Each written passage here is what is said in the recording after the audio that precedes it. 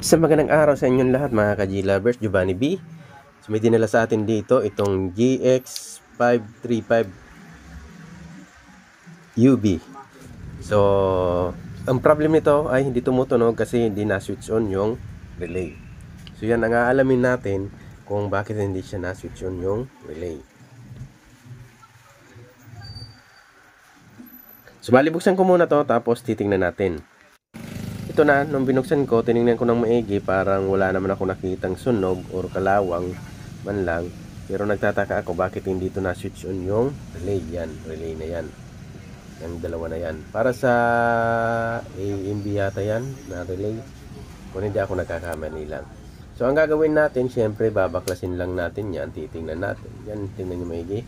So hindi siya na-switch on yung relay. Yan ang problema natin. Kaya hindi tumutunog yung amplifier na to. So wala naman masyadong kinalawang na parts. So may idea na rin ako kung bakit hindi siya na-switch on yung relay. So ang gagawin natin ay tanggalin lang natin yan dyan sa casing nya para makapag-check tayo. Pero meron na tayong idea. So ito na. Natanggalin natin sa casing nya. Kadalasan mga ka-G lovers, kasi tinuro ko na to sa inyo dati, pag good naman yung biasing nya, tapos wala ka naman nakikitang kinalawang, wala naman DC out, so hindi pa rin na-switch yung relay. Kadalasan dito yan sa section ng relay driver. So ang nagpapahinto yun dyan sa pag-switch ng relay nya, kadalasan itong capacitor na to. So kadalasan lang naman. So malay nyo, so tanggalin natin itong capacitor na to, tapos try natin palitan, tapos malalaman natin kung mag-switch na ba yung relay. Pero importante pa rin, ma-check nyo yung voltage biasing muna, kasi kung abnormal naman talaga yung voltage biasing nya, so wala siyang voltage biasing, abnormal, mataas, so may problema talaga, hindi talaga yan mag-switch on relay. Tapos check nyo rin yung output. Siyempre kung may DC out, siyempre hindi talaga yan mag-switch on yung relay. So ito, na-check ko na rin to naman, na good naman yung biasing nya, tapos good din naman yung ano nya, yung output niya, wala naman siyang tawag niyan, wala naman siyang DC. So sabi ko baka dito yung problema sa capacitor na to. So ang gawin natin, tagalin natin tong capacitor, palitan lang natin. So pag tiningnan mo siya, parang yan, okay naman, pero pag sa ilalim makikita mo parang deform na. So yan, papalitan lang natin yan. So kunin pa natin yung isa, dalawa to mga ka-G lovers. So siya kasi yung mag-charge ng ano natin, ng supply para mag-switch yung relay, mag-trigger yung transistor, so para ma-switch yung relay. So pag hindi naman na-charge na maigi yan, so may problema talaga capacitor na yan, so ibig sabihin ay hindi talaga mag-switch on siya, kasi yung ano sa iyo, parang magbibigay ng timer para mag-switch on yung relay, yung capacitor na yan. So kaya mga ka-G lovers, yan ginawa natin ay papalitan lang natin tong dalawang capacitor na to. Tapos testingin na rin natin. So niresolder ko na rin yung mga transistor niya, yung maliliit na drive niya, yung mga 9014, 9015 kadalasan dyan. So nakalagay dyan. So yan, niresolder na rin natin. Pero sabi ko nga sa inyo, tandaan nyo mga ka-G lovers, bago kayo mag-proceed dyan, syempre check nyo muna yung biasing niya.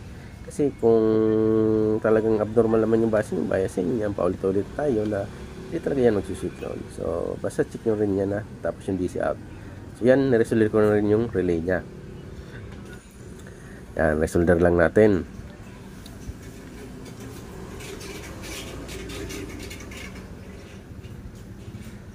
Pero sabi na may-ari, minsan naman daw na-switch yun naman yung relay, minsan talagang hindi na talaga na-switch yun yung relay. Talagang hindi. Pero minsan na-switch yun, tapos minsan namamatay na lang bigla. So ganyan, mga ganyan, parang ganon. Basta wala tong tunog nung dinala sa akin, hindi talaga na-switch yun yung relay nung tiningnan ko o yung tinesting ko, wala talaga siya, hindi siya na-switch on. So ito, nire-resolder lang natin. So habang nire-resolder ko pala ito mga ka-G lovers, kung bago pala kayo sa ating channel, please subscribe naman dyan and pahit ng notification bell para updated kayo sa mga ina-upload ko na bagong video. Then kung sa Facebook page nyo to napapanood, pa-follow, pa-share na din lang, like ay ng video na to. So So maraming salamat.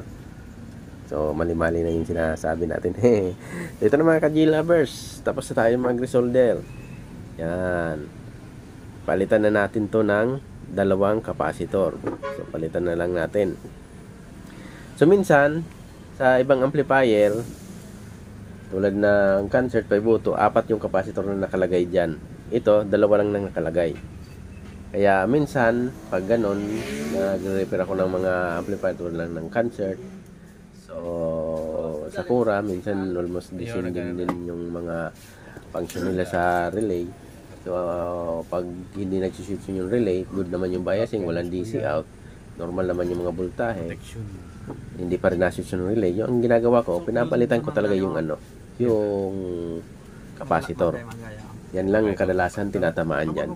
Kasi kung minsan may leaking na yung capacitor mo, hindi na siya na-charge ng maigi. Kaya hindi na-switch yung relay, hindi na-trigger yung transistor natin, kaya hindi na-switch yung relay. So yan lang naman yung paliwanag dyan mga ka-G-lovers. Pag hindi na-trigger yung yung transistor talaga, so hindi talaga ma-switch yung relay. So yan, linisan lang natin. Okay, so power on nga natin, tapos check natin yung voltage. Kung malalaman na rin natin. Yan, kaset na tayo. Okay.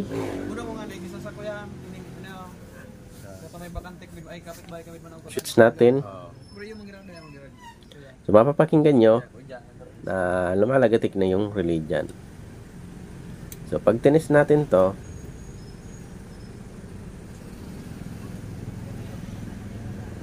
so meron na tayong 7 volts kasi may load na yung relay natin.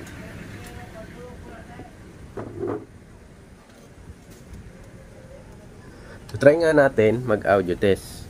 So kabitan natin to ng speaker, tapos titingnan natin.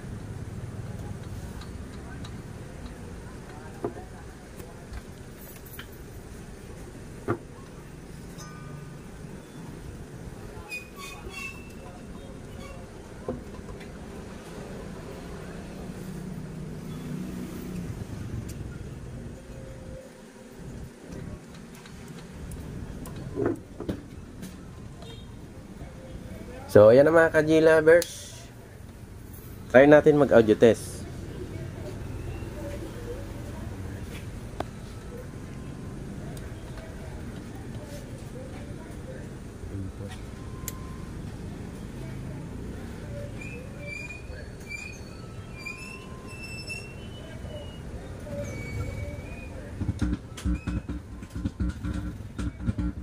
So ayan na mga ka-G-lovers, okay na yung audio test natin, yung audio natin, both left and right. So ready for testing na tayo, tara.